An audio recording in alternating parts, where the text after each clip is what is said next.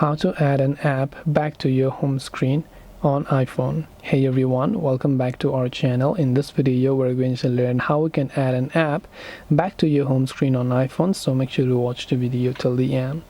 Now if you happen to hide a certain app from a home screen, so let's say you hid this little health tab by tapping long pressing on it, removing it and removing from home screen.